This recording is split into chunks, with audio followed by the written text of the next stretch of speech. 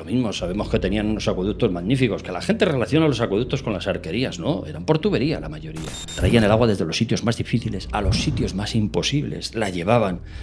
Tienen cadenas de decantadores, no una cisterna, cadenas de cisternas que realmente son decantadores. Lo que pasa es que yo llamo a las cosas con propiedad. Efectivamente, la gente insiste que es que los romanos bebían de la lluvia, así pues como nosotros. Tenemos una ingeniería magnífica para llevar el agua a la ciudad de grifos en las casas, que lo tenían los romanos.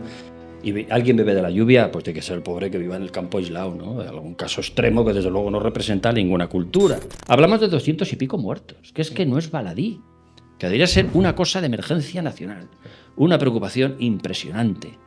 Aquí nadie mueve ficha. El clima no es algo constante. Es una cosa que por definición siempre está cambiando. Pero ojo, en España hay no menos de 1000 o 2000 puentes que dicen que son romanos y no lo son. Si un sitio no lo conoces en profundidad, hay que documentarse bien primero. Segovia tiene una cosa muy curiosa, que es esa famosa cartela, que nadie se pone de acuerdo quién hizo Segovia. Si unos dicen que Adriano por una moneda, otros que allí arriba pone Trajano. Oye, Isaac, ¿cómo te da a ti por la ingeniería romana? ¿En qué momento? La conversación con Javier Rubio Doncé.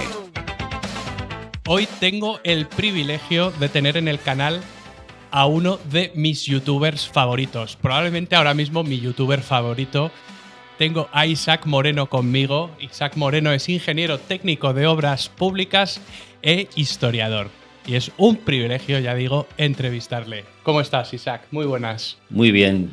Al margen de la exageración, tampoco es para tanto, hay youtubers muy buenos. No, sí lo es. Ahora mismo estoy completamente viciado a tu canal y ya lo sabes, te lo he dicho muchas veces y me siento muy honrado de que tenerte aquí. Si insistes, que cunda el ejemplo. Sí. Oye, Isaac, ¿cómo te da a ti por la ingeniería romana? ¿En qué momento?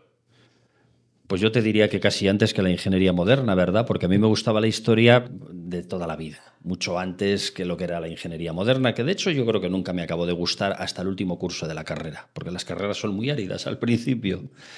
Pero ya me dijeron en mi casa, si no estudias algo en lo que trabajes bien, como una ingeniería, te vas a morir de hambre. Y tenían razón, tengo que agradecerles desde el más profundo de mi corazón que me hicieran estudiar ingeniero. Pero la historia siempre me gustó, porque tiene un atractivo especial. Así que apenas había acabado la carrera y estaba trabajando, pues me empecé a interesar por cómo hacían las carreteras los antiguos y otras cosas. Así empezó todo. Así empezaste.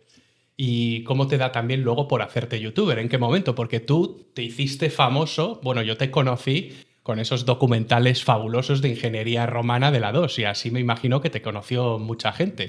Mucha gente, sí. Pero luego te hiciste youtuber. Pues mira, me hice youtuber porque con la pandemia famosa alguien me decía, oye, que queremos hacer una conferencia, pero tiene que ser por webcam. Por sí. webcam. Y yo no tenía webcam, yo no tenía nada. O sea, dices, ¿pero cómo va a ser por webcam? Sí, ¿y qué me pongo? Una pared blanca de fondos, es así, era como funcionaba, ¿no?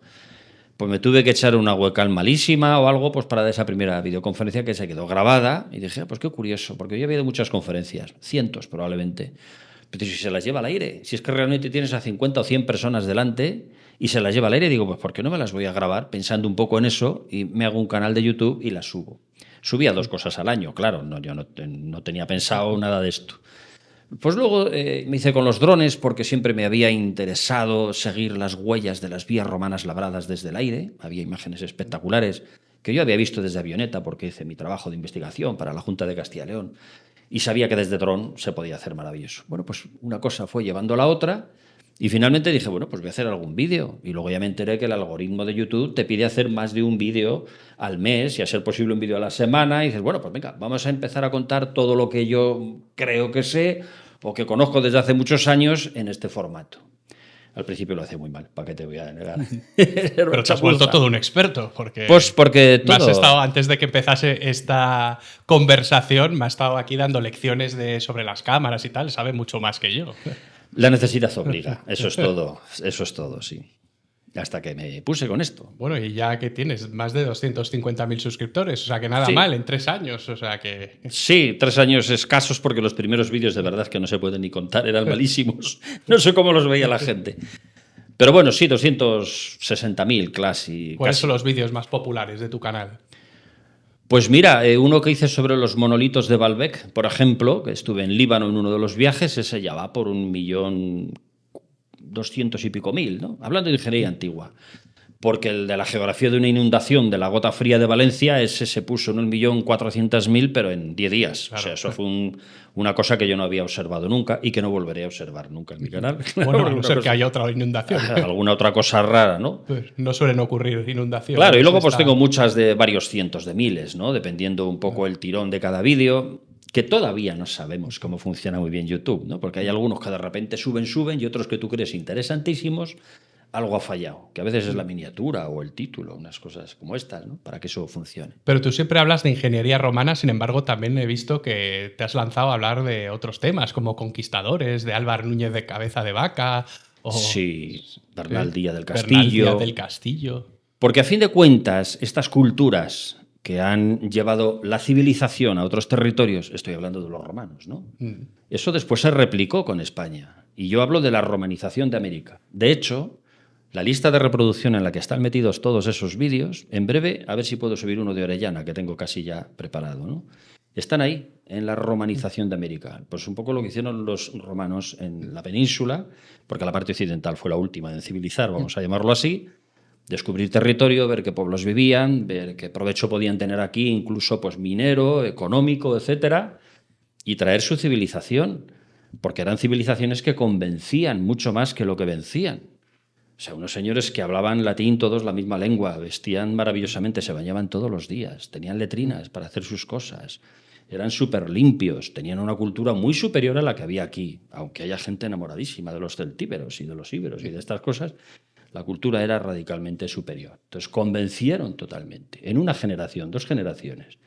Todo el mundo quería que sus hijos estudiasen en esa ciudad donde se bañaban, donde tenían letrinas, donde tenían un foro magnífico y donde bullía la cultura. Y donde tenían cisternas. ¿Eres un Agua negacionista de las corriente. cisternas, tú? ¿Te consideras un negacionista? Eso es una ¿Sabes por qué gilipollez. te lo digo? Sí, pero eso es una gilipollez que se ha inventado, pues, igual un gilipollas, ¿qué quieres que te diga? Los bebedores de agua, de la lluvia. De la lluvia, sí. Bueno, pues el problema es que efectivamente la gente insiste que es que los romanos bebían de la lluvia, así pues como nosotros tenemos una ingeniería magnífica para llevar el agua a la ciudad de grifos en las casas, que lo tenían los romanos, y alguien bebe de la lluvia, pues tiene que ser el pobre que viva en el campo aislado, ¿no? Algún caso extremo que desde luego no representa ninguna cultura. Pues lo mismo, sabemos que tenían unos acueductos magníficos, que la gente relaciona los acueductos con las arquerías, ¿no? Eran por tubería la mayoría. Traían el agua desde los sitios más difíciles a los sitios más imposibles, la llevaban.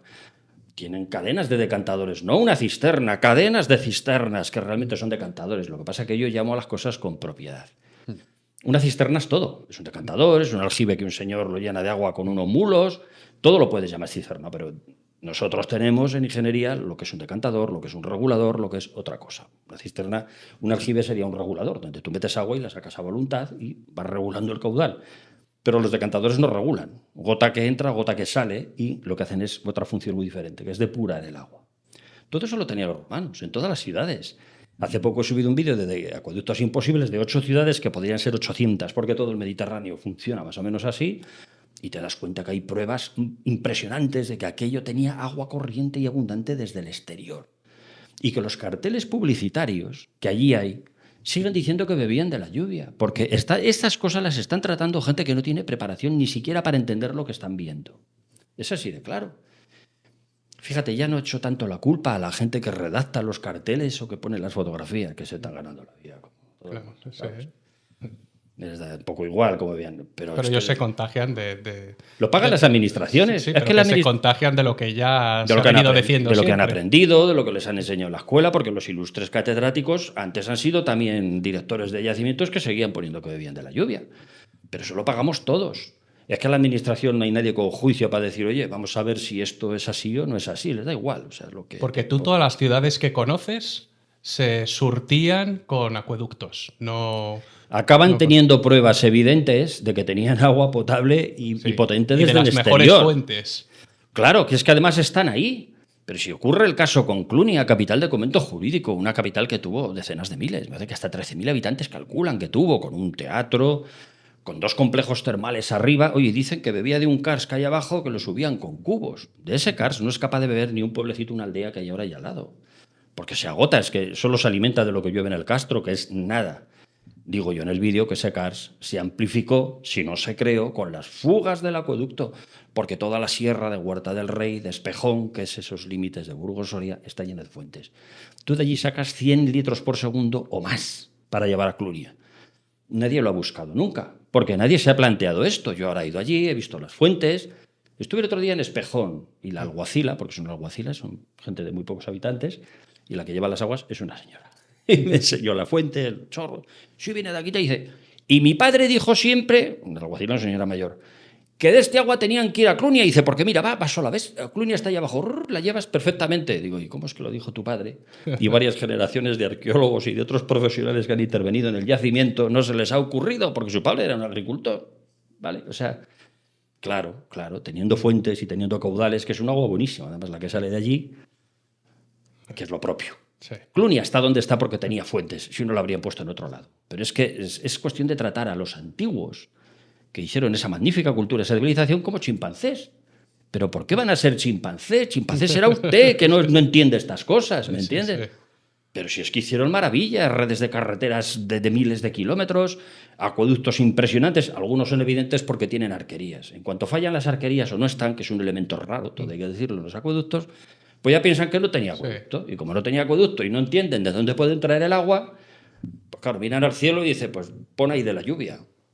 Algo hay que poner. Sí. Porque lo de las arquerías es una cosa muy extraña. O sea, nosotros nos maravillamos con los acueductos, como el acueducto de Segovia o como el Pont d'Icart, sí, pero normalmente no funcionaban con arquerías. De hecho, a veces podían sifonar y no construir la arquería y optaban por construirla.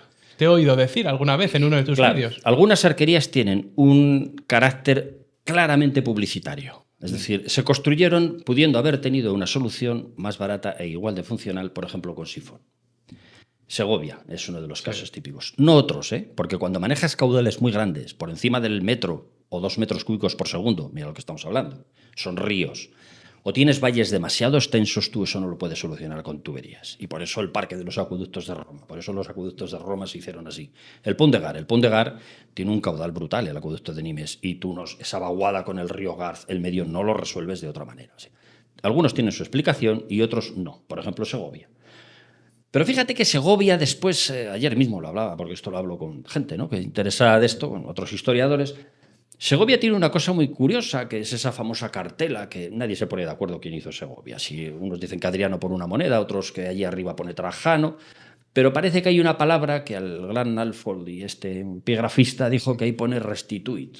Y dice, bueno, ¿cómo van a hacer una cartela así de grande? Porque restituit sería reparo. Para el reparador lo haces para el constructor principal, no la dejas vacía para el reparador.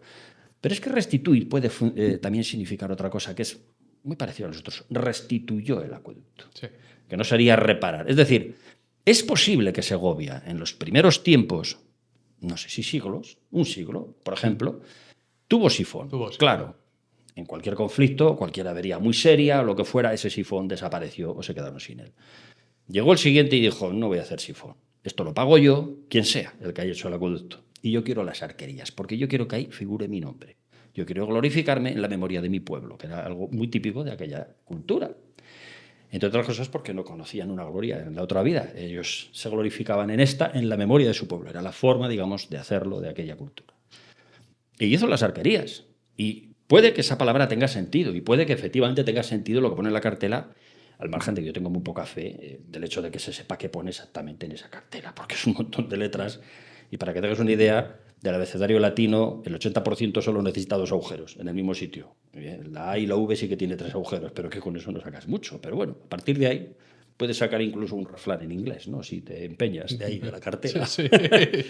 Pero bueno, podría ser que se restituyó a un acueducto. A un sifón, quiere decir. Ya. Oye, tú te has buscado, he visto en tus vídeos algunos problemas, porque, por ejemplo, estos 2 vídeos que hiciste sobre Consuegra, ahí se dice, en uno de los carteles, que en Consuegra estuvo el acueducto, perdona, la presa más grande del Imperio Romano. Sí. Y es un murete de 1,5 metros, una cosita. Sí, yo creo que finalmente ha quedado demostrado, porque además hay una fuente del siglo XVI que claramente lo describe, que es un muro y encima pasaba un caño, es decir, un canalillo, un caño, seguramente sí, que era un caño. Pasaba de un lado a otro. Y entonces, como ya lo han descrito y esa fuente no la había manejado nadie, porque tuve que hacer 2 capítulos para esto. Uno en el que decía, esto no es una presa, así, en resumen, y otro que decía, no solo no es una presa, sino que me había parecido en el primer capítulo que era el muro, sino que además aquí hay una fuente que dice que pasaba un caño, que todo apunta a que es así. Pero eso ocurre siempre que haces un vídeo y Porque tienes te que echaban en cara que no sabías interpretar las fuentes. Y en el segundo vídeo, ahí fuiste a todas las fuentes antiguas. Claro, sí. Una por una. Sí, tuve que leer algunos textos y todo eso. No, me echaban en cara que otros decían que sí que era una presa, porque ahí no había fuentes. Si hubiera habido fuentes con enjundia, realmente ya se habría sabido algo, ¿no?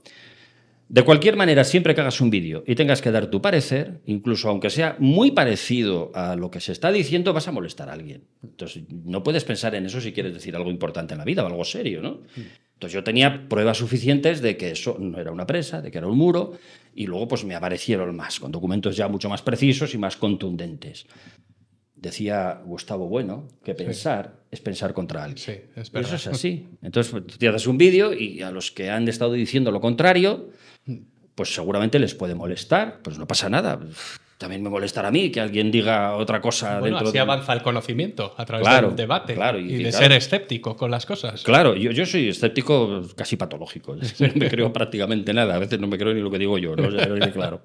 Porque es muy importante ser escéptico y ser crítico con todo, ¿no? Te vas dando cuenta que nos han metido cada milonga, no solo en el aspecto tecnológico, en el aspecto sociológico de la historia, por ejemplo, ¿no?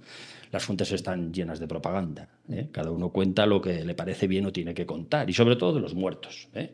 Porque de los vivos nadie se atreve. O sea, nadie hace una biografía del rey o del que está gobernando porque le van a sacudir. Hombre, claro. Ahora, del que se ha muerto, pues desde comerse a los niños hasta lo que te quieras inventar. Y así, pues, gracias a eso no conocemos casi nada de la historia. Porque son las que nos han llegado a las fuentes. Hay un montón de estructuras en el que se han dicho que son romanas, pero en realidad no son romanas. Por ejemplo, me viene a la mente el puente que hay en Córdoba. Se le llama el puente romano de Córdoba. Sin embargo, en uno de tus vídeos has dicho que ahí no hay prácticamente ninguna piedra romana. Probablemente no haya ninguna piedra romana. Y si hubiese una piedra romana, que estaría fuera de sitio, seguramente tampoco lo haría romano. Que no quiere decir que ahí no hubiese un puente. En el Claro, puente claro, romano. sí. Y en Zaragoza y en muchos sitios hubo un puente romano, pero desapareció pues igual en el siglo V. Y luego hubo una temporada de siglos en la que averíguate lo que hubo, una pasarela, madera, lo que fuera, hasta que se fueron haciendo otros puentes. Y finalmente estamos contemplando un puente, pues que yo que sé, en Córdoba igual es renacentista, no lo sé, porque no hay documentación. Y al no haber documentación, lo más cómodo es decir el puente romano. ¿Cuál es el problema? Pues que eso se mantiene durante siglos a veces y nadie dice lo contrario. Claro, llega un cantamañanas como yo, por decirlo de alguna manera, y dice, esto no es romano, porque del análisis de estas estructuras, que no las hice yo, las hizo Manuel Durán en su día con su tesis doctoral, digo, pues no se le puede llamar romano, no hay una piedra romana, no hay una hilada de sillares en su sitio. Bueno, pues pasa eso, que molestas a alguien. ¿Cómo que Córdoba este puente romano? Usted lo que quiere es fastidiar a Córdoba. Pues si Córdoba tiene cosas maravillosas, por Dios, no necesita un puente romano que no es romano. Es Y no más, has sido el primero en decirlo. O sea, que esto... claro, pero al primero digamos que no le leyó casi nadie. Y a mí pues me ha visto mucha gente y yo soy el anatema, ¿me entiendes? Bueno, yo he de decir que era de los primeros que sí que pensaba que eso era romano, pero... Pues como todo me el has mundo, abierto pues a un ti poco- si te lo dicen, ¿por qué vas a Claro, pensar lo contrario? claro. Pero ojo, en España hay no menos de 1000 o 2000 puentes que dicen que son romanos y no lo son, porque auténticamente romanos ya se sabe que hay pues 35, 36, 37, ese es el orden, ¿eh? Con alguno en discusión, pero es que ¿qué pueblo no tiene un puente romano en España? O un camino de Santiago. Sí. Es Todo que el mundo eres- quiere tener su Claro, cosa que si no romana, eres un es que, pringao, claro, si tú claro. no tienes tu puente Sí. romano y tu camino de Santiago y lo que haga falta, ¿no? Y calzada romana también. Si hay algún empedrado por ahí de mulos, pues también lo hacen romano. Vamos a las calzadas ahora, si te parece. ¿Estaban las calzadas del Imperio Romano enlosadas? Yo creo que eso ya no lo discute nadie, afortunadamente. Pero yo que soy muy mayor, sí que tuve una época de mi vida en la que, constatando que no estaban enlosadas, no sabía muy bien cómo contarlo. Porque es que todo el mundo pensaba, y cuando digo todo el mundo me refiero a la academia o al academicismo y a todo el mundo. Todos los libros decían que estaban enlosadas. Y yo pues no sabía muy bien cómo contarlo. Además le asignaban a Vitruvio semejante cosa, ¿no? Que según Vitruvio las capas de la vía romana son estas y la última se llama Subacustra.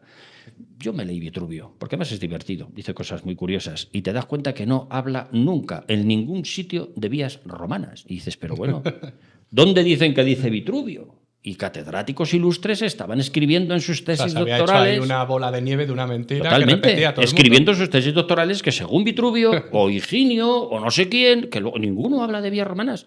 No nos han llegado ningún texto técnico sobre vías romanas. Ninguno. Así que hubo que descubrir cómo eran analizando los restos de las propias estructuras de las vías romanas, como ocurre con los acueductos y como otras cosas, porque no hay textos que te digan cómo estaban hechos. Ese es un poco el problema que yo tengo. Tienes que desdecir cosas que o se asientan con el tiempo o se demuestran con el tiempo que efectivamente son así, porque todavía no han traído ninguna vía romana enlosada, ninguna carretera, y las que estaban enlosadas han ido demostrando una detrás de otra que son muy modernas. Fíjate el puerto del Pico. Se acaba de...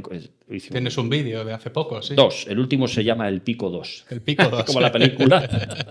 Bueno, pues el último, lo que hago es llevar la documentación notarial de la adjudicación de la obra de construcción del puerto del Pico, de todo lo que se está viendo hasta la última piedra, los muros, las losas, los puentes, de 1819. Y ha sido romano, pero que lo hicieron romano me parece que un siglo más tarde. O sea, un siglo y ya no se acordaba nadie, empezó a ser romano hasta ahora.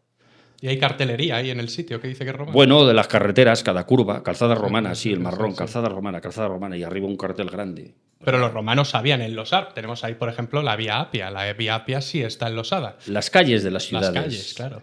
Estaban adoquinadas, normalmente adoquinadas. Y a veces no, a veces con guijarro, depende de la categoría de la ciudad y donde estuviera y tal. Pues si era el Cardo, el decúmano, pues sí, tenía una nobleza un poco... Si había losas cerca, pues no, y todas, como en Pompeya. A veces todas las calles estaban enlosadas. Pero ojo con la Vía Apia, porque yo también tengo un vídeo de la Vía Apia y resulta que siempre habíamos sospechado que por lo menos mientras duraba el cementerio estaba enlosada porque tenía un carácter urbano, porque es donde se ven las losas. Sí. Pero yo hice ya también una investigación y tengo un vídeo que se titula La de la Vía Apia, así, directamente, y resulta que recopilé un montón de fotos del siglo XIX donde todo ese tramo hasta la tumba de Cecilia Metela y más allá no hay losas. Fotografías del siglo XIX y dices, amigo mío, las acaban de poner. Hay dibujos del siglo XVIII donde hay algún tramito de 2 o 3 metros con unas losas que no se sabe muy bien cómo interpretar, pero hay documentación que en el siglo XVIII, a principios del siglo XVIII, los Borbones, que eran reyes de Nápoles, Sí. Carlos III fue y dejó a un tal Fernando el reino cuando él se vino aquí, hicieron una reparación entre Itri y Fondi, 2 ciudades allí en Italia, que eso lo recojo en el vídeo este, y la enlosaron.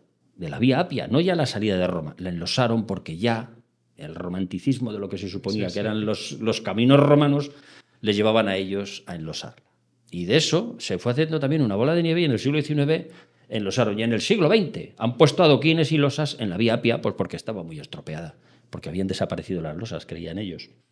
De forma que ahora tú vas a la Vía Apia y dices, oh, vaya losas que ponían los romanos. Sí. Hay fotografías sin losas de ese mismo sitio y ahí están en el vídeo. Porque como tú dices en tus vídeos, si un caballo va por esas vías romanas, esas carreteras romanas Sí. que estaban hechas con zahorra realmente, o con gravilla, con... Sí, zahorra. Sí. Pues un caballo, los caballos no estaban herrados en la época romana. Entonces se harían polvo las uñas en un enlosado. Una losa, totalmente. A no ser que fuesen a paso ligero, tal. Bueno, pero si vas al trote, al galope, tal, no es funcional, te destrozas. No es funcional ni para el caballo ni para el carro. Te puedes hacer una idea que eso cuando llueve, ni para un peatón, porque te matas, te resbalas y te matas. No tiene ningún sentido. Pero así no lo habían colocado.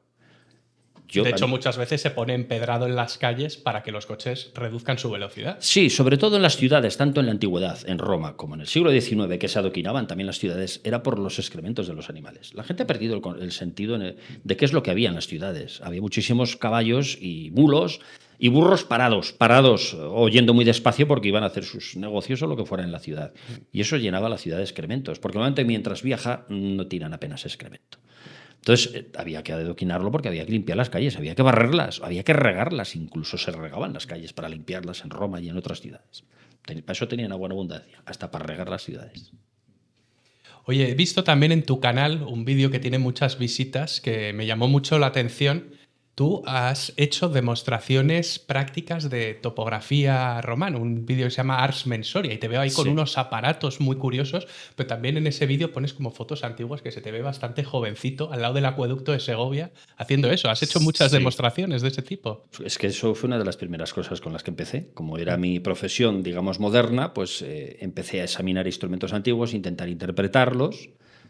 incluso cogiendo alguna interpretación que se había hecho ya en el siglo XVI, que difería mucho de lo que después se hizo en el XVII, en el XVIII, y pues de alguna manera yo intuí y acabé yo creo que demostrando que el Corobate era de una determinada forma, la dioptra era de una determinada forma y no como nos lo habían pintado en algunos sitios. Y la reconstruí, hice demostraciones de eso, te estoy hablando del 2002. Del 2002. En 2004 ya estaba haciendo demostraciones por muchos sitios con estas cosas, y en el 5 y en el 6 y hasta en el 12, 13. Segovia, Tarragona, Tarracoviva. Mis instrumentos han paseado por muchos sitios. Ahora han acabado en el Museo de Carreteras de Teruel, porque a fin de cuentas se utilizaron para las carreteras antiguas y todo esto, con unos carteles explicativos. Eso, para poder ser interpretado correctamente, tiene que ser interpretado por alguien que entienda de la técnica topográfica, porque si no, las descripciones que nos quedan de los textos son muy vagas. Herón de Alejandría describe la dioptra, es la mejor descripción que hay, la única, porque Vitruvio la menciona, pero no la describe.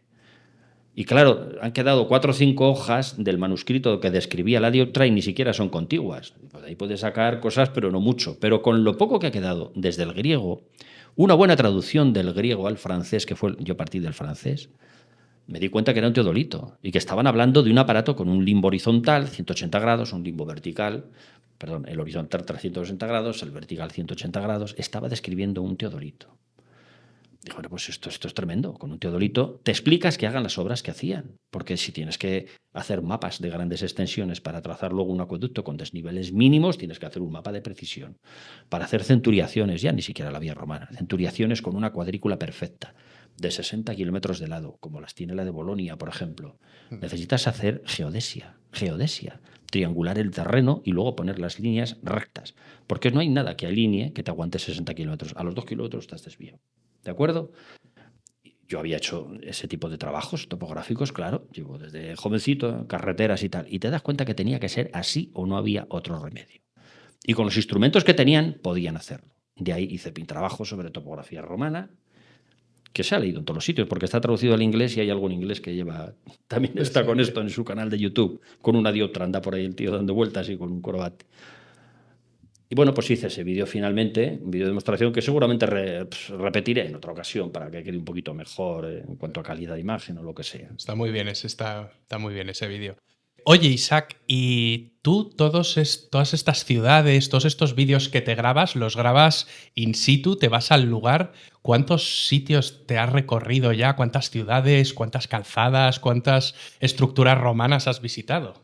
Grabando vídeos pocas. Ese es mi dolor. Porque yo he estado en Turquía, por ejemplo, 6 veces. Sí. No tengo ni un solo vídeo de aquellas veces que fui porque no se me ocurría grabar vídeo. Debería volver. Ojalá pudiera estar otras 6 veces. Igual me tengo que conformar con 1 o 2, ¿no? Pero tengo que volver. Es decir, las localizaciones las conozco desde hace muchísimos años porque las he visto, tengo buenas fotografías a veces, etcétera. Pero ahora las tengo que revisar, las tengo que volver a ver para poderlas grabar. Y localizaciones que yo no conocía o que me van pasando, te van informando de ellas o que descubres y que quieres ver, yo normalmente tengo que ir al sitio, examinarlo yo, investigarlo yo, grabar yo el vídeo porque sé lo que quiero contar y hacer el capítulo que corresponde. Es decir, a mí lo que no me vale es que me diga, ya te mando yo el vídeo. No, no me mandes nada. O sea, yo en un vídeo no veo nada. Yo tengo que ir allí, ver lo que está pasando, ver lo que interesa, si es que interesa algo, y grabar yo eso que interesa. No me sirve que me manden fotos, que me manden vídeos, ni que me manden nada. Bueno, el único a lo mejor que tienes es el del acueducto de Segovia, que tienes un vuelo con Google Earth, pero es que eso te lo has visto cientos y cientos de veces, me imagino. Bueno, yo hice un vídeo de Google Earth porque mi dron estaba allí conmigo, porque es muy engorroso pedir permiso para volar con drones en las ciudades, ¿me entiendes? Y como Google Earth no es el Google Earth normal, es un Google Earth ya profesional, permite hacer esas cosas. Digo, pues bueno, aquí lo puedo suplir perfectamente. Tengo algunos otros órbitas de Google Earth en otros vídeos también. Pero es por eso, porque o es muy costoso o tienes que alejarte mucho para que se vea eso. Los drones están limitados. Te puedes alejar, están limitados a la propia aplicación y por normativa, ¿no? Entonces, pues eso lo sustituyo por vuelos de Google Earth. Pero te habrás visitado por lo menos más de 1000 estructuras romanas, me imagino. Al cabo de la vida sí. Para los vídeos seguramente no tantas. Sí. Pero bueno, conseguirás grabarlas todas. Si me da tiempo, sí. Hombre, te quedan muchos años. El servidor es muy mayor ya. No creas. No, ya lo que me dé tiempo haré. Intento viajar mucho, cada vez me canso más, lógicamente. Es muy duro viajar una semana fuera de casa. La vida del turista, siempre me lo han dicho, la vida del turista es muy, muy cansada. Tienes que madrugar, estás todo el día fuera, llegas baldao. Cuando han pasado 6 o 7 días, tú ya no sueñas con tu casa y con tu sofá y con, aunque sea una porquería. Pero y luego hay que editar, que se tarda muchas horas. Y luego hay que, un claro, hay que editar. Y no se puede hacer cualquier chapuza, tú lo haces muy bien. Sí, y a veces documentarse mucho. La gente se piensa que yo pongo imágenes y me pongo a hablar y ya está. No, a veces hay que documentarse mucho. Si un sitio no lo conoces en profundidad, hay que documentarse bien primero.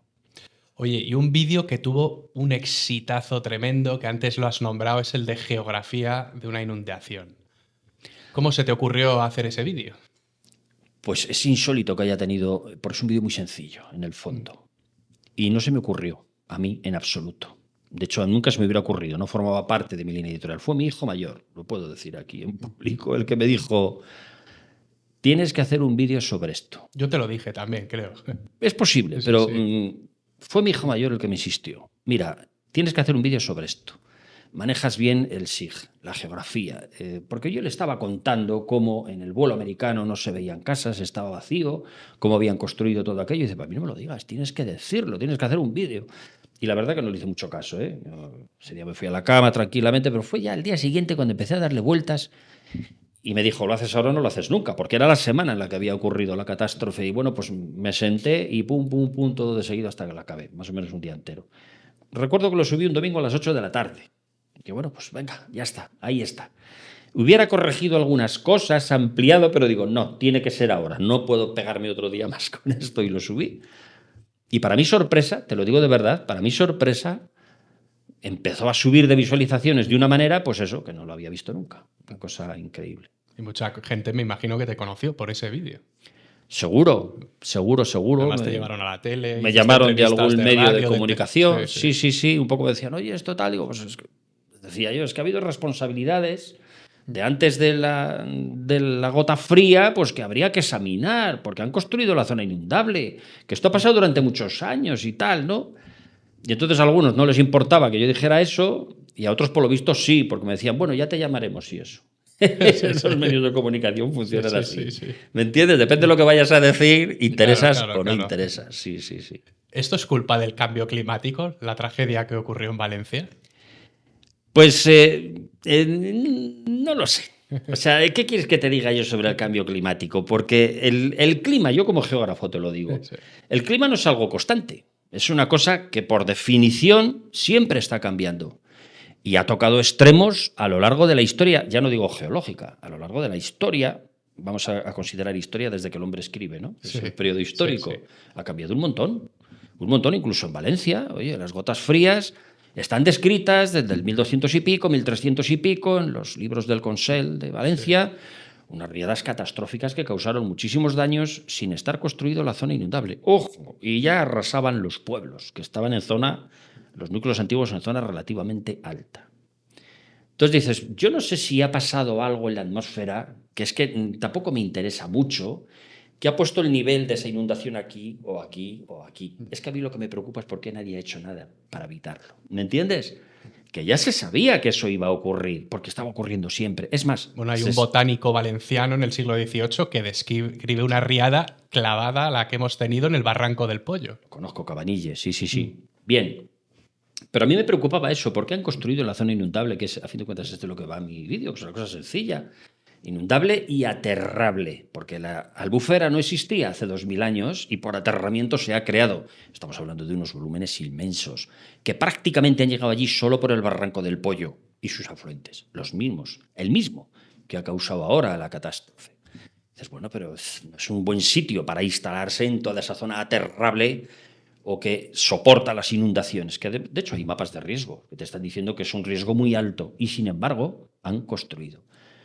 Bueno, pues parece que nadie quiere hablar de esas responsabilidades de antes de la tormenta, ¿no? Porque si el cambio climático, como dices, ha hecho algo, será con esta tormenta, pero porque antes de la tormenta han permitido construir allí. Es más, hubo unas medidas ya previstas para hacer. ¿Y sabes quién las eliminó prácticamente del sitio? La que en ese momento era secretaria de Estado para el cambio climático. Fíjate qué interés tenía con el cambio climático o preocupación. La mujer no debía de dormir todas las noches. Teresa Rivera. Teresa Rivera en ese momento, sí, justo en el último día de la legislatura de Zapatero. Sí. bueno, si usted es la secretaria de Estado para el cambio climático, le preocupa mucho esto, usted no duerme con el cambio climático, pues no diga que no pone ninguna medida para prevenir las inundaciones catastróficas, teniendo el historial que tienen del Barranco del Pollo. Si usted mismo es la primera que debería de decir que va a ser terriblemente más grande la siguiente. Pues no hizo nada. No hizo nada.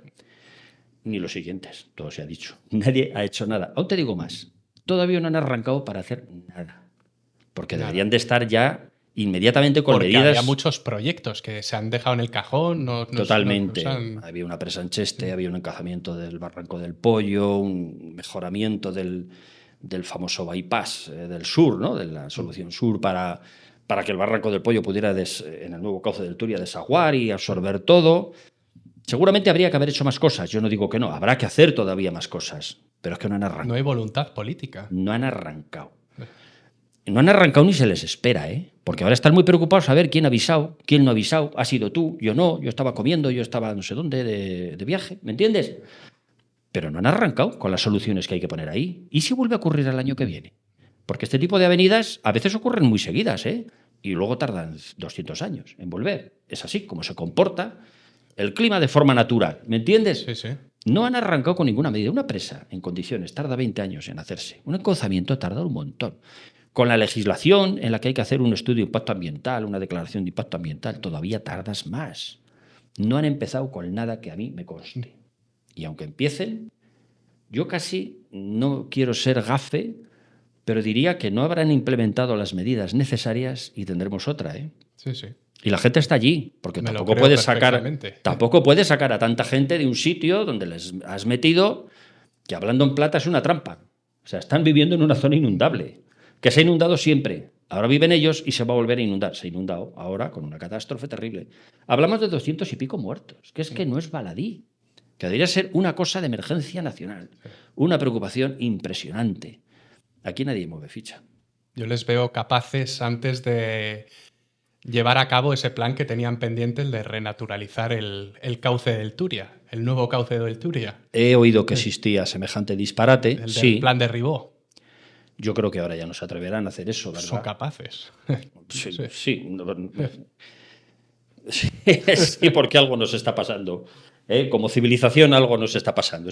Es increíble cómo se acaba haciendo lo contrario a lo que la ciencia te demuestra y lo que la ciencia te dice que va a ocurrir o que va a volver a pasar. ¿Me entiendes? Así que yo les creo capaces ya de todo. Desde luego ya me parece grave que no hayan empezado urgentemente a hacer el proyecto de máximos que en su día estaba para corregir todos estos problemas. Si ya está el proyecto, empieza a hacerlo. Y si hay que implementar alguna medida más, vete implementándola, que cuando hayas acabado con esto la implementas. Pero empieza con algo, que es urgente, que es que casi todos los años pasa algo más o menos. Y estas gordas se repiten cada X años. ¿A qué como esperas? 3 o 4 riadas por siglo de este tipo. Aproximadamente. Se vienen documentando, ¿no? Desde el Sí, la siglo última XIII. fue del 57, que fue la que obligó a hacer la solución sur de Valencia, Sí. que se hizo, que ha salvado Valencia de una catástrofe brutal. O sea, si eso se mete en la ciudad este año, habría sido una cosa tremenda. Pues sí, pues no lo están haciendo. Sí, sí, es un problema. Bueno, pues Isaac, ha sido un auténtico placer tenerte aquí.